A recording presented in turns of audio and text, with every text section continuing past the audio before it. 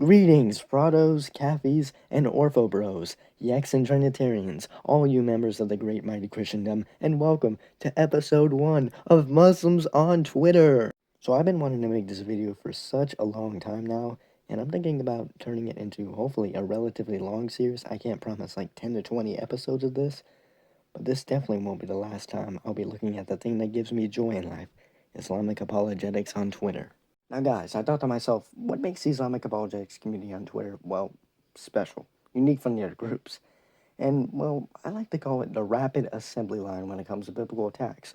Throwing crap to the wall and seeing what works on levels that would make even atheists like Number One Sun say, whoa, whoa, whoa, Muslims, let's slow down, let's try to study and exegete, and then only use the best attacks against the Bible.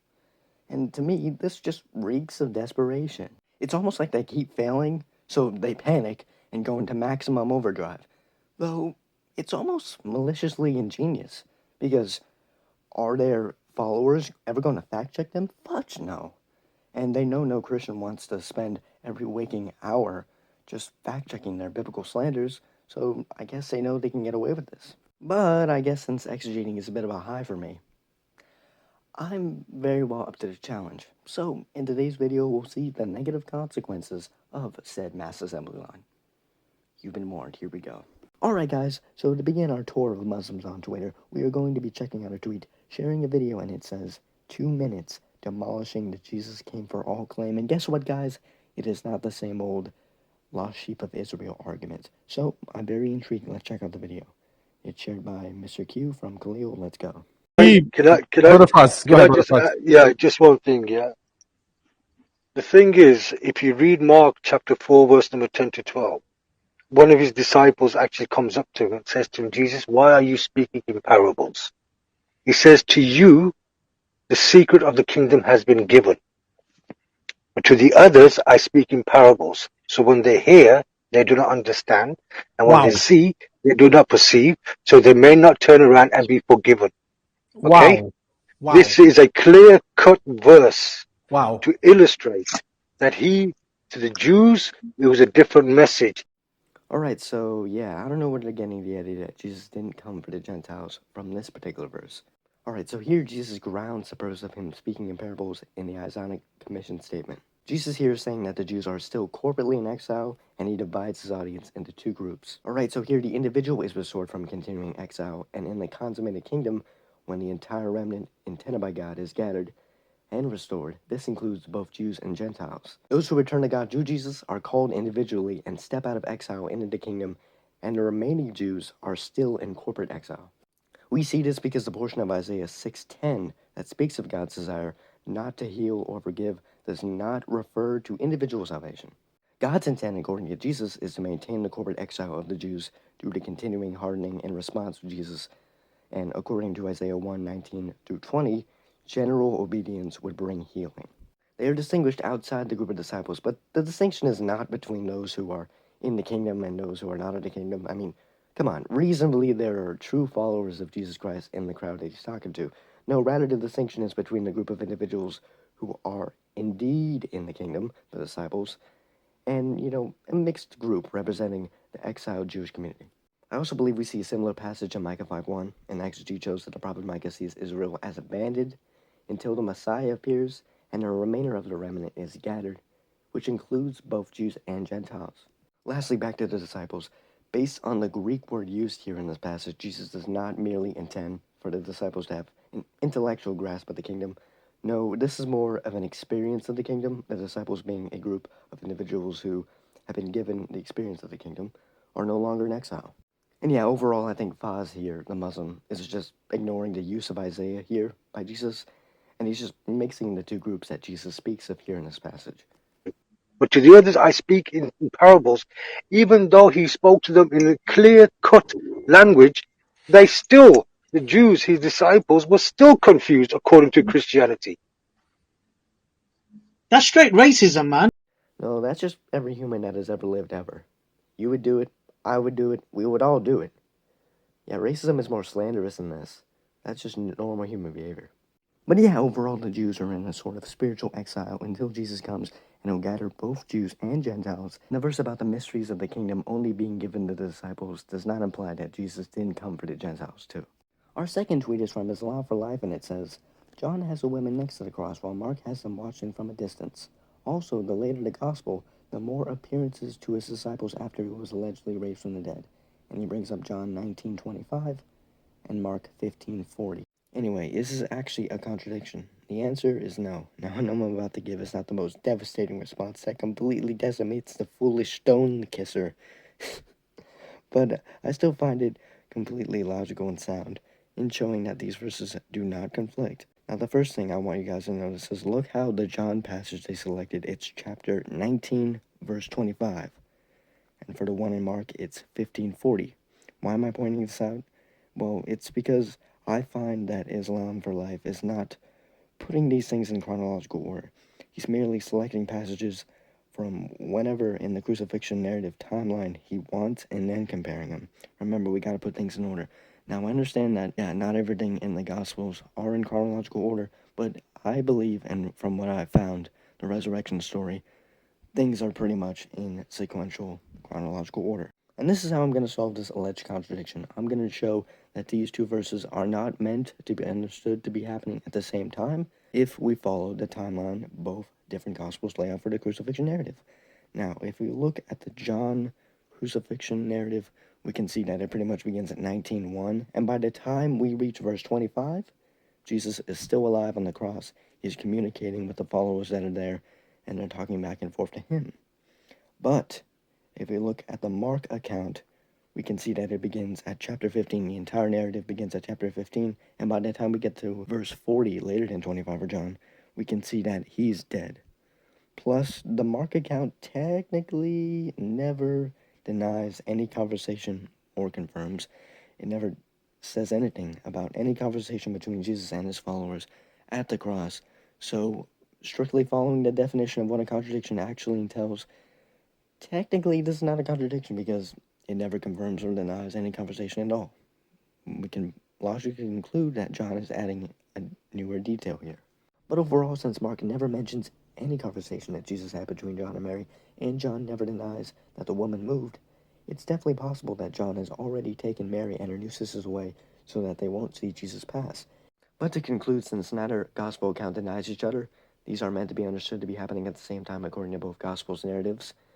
And I don't believe I'm following this hyper-strict definition of a contradiction. No, I don't think it's a contra. Next up, we have a tweet from Proving Islam, the man who actually wants us to believe that Christians and Jews from the 7th century found Muhammad in the Bible when it takes him over 360 slides to prove it to us today that he actually is in the Bible. Yeah.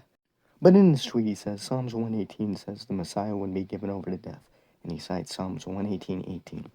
Alright, so, ignoring all the other messianic prophecies that show the Messiah would come and die, yeah, I have no issue with this passage. Jesus chose to die on the cross. The Father did not give him over to death.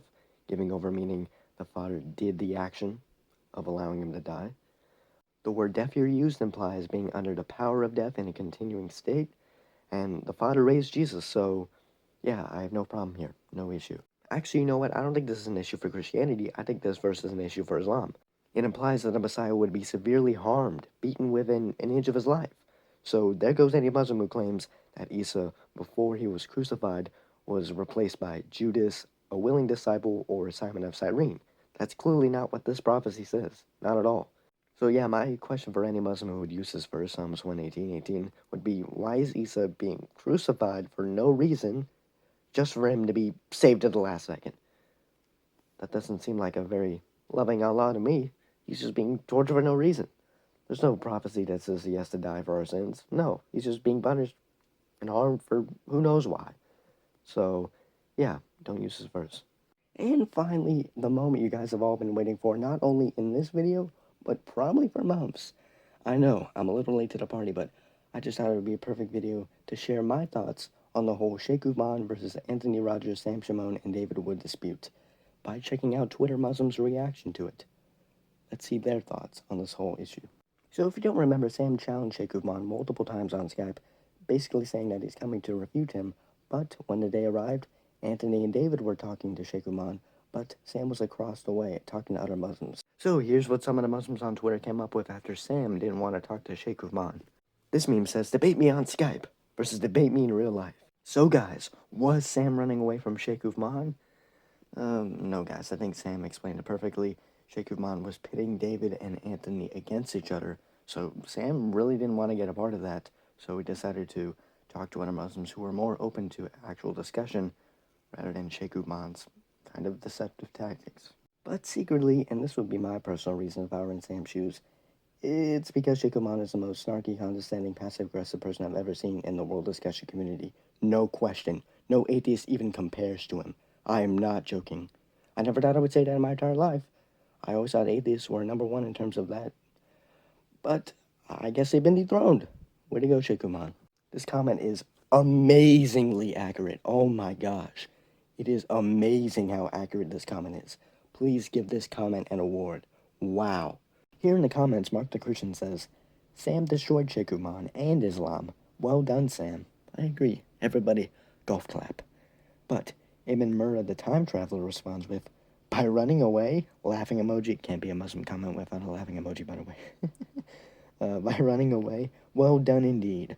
No, I think he's talking about the live streams that Sheikh Uthman is not responding to. So I think the only one running away by Muslims' logic is Sheikh Uthman. Same with his AP debate. He's the one insisting that it must be at Balboa Park. We also have this Drake meme with Sam, and it says, debating people face to face? Nah. Sitting in front of your computer insulting people? Yeah. So I made my own counter meme, and it says, actually responding to Sam's responses? Nah. Instead, being condescending and passive-aggressive at Balboa Park. So in conclusion, I think that Sam is completely justified in not wanting to discuss with Sheikh Uthman because he's dummy passive-aggressive and he was pitting Anthony and David against each other. Plus, couldn't we use the logic of many Muslim apologists and just give our opinion and say that since Sam is above Sheikh Uthman, he's not worthy to debate Sam? It would just be a complete waste of time. Why would we want to give Sheikh Uthman this attention that he so desperately desires? If you can give that opinion about Zakir Naik, why can't we give it about Sam Shamoun? It's an opinionated argument. Would be more respectful to use his full name, Osama bin Shamoun. He likes that better. No, it's as simple as being a dignant human being and calling somebody by the name they want to be called by. It's not even a good roast. You're just being childish for the sake of pissing him off, which it's failing to do. Gosh dang it, what the fudge is this? You guys can never claim you guys have the moral high ground when you guys make memes like this. But the parrot C.O. Edwards, I would love to see you guys show this meme in front of Sam, but since you guys are cowards, you're not going to show this from Sam. Everyone, I have an announcement to make. Stop bullying! We also have this little meme, which, yeah, no, go watch the debate reviews. The John fumbled on the Hebrew, and he was just really all talk the entire rebuttal period.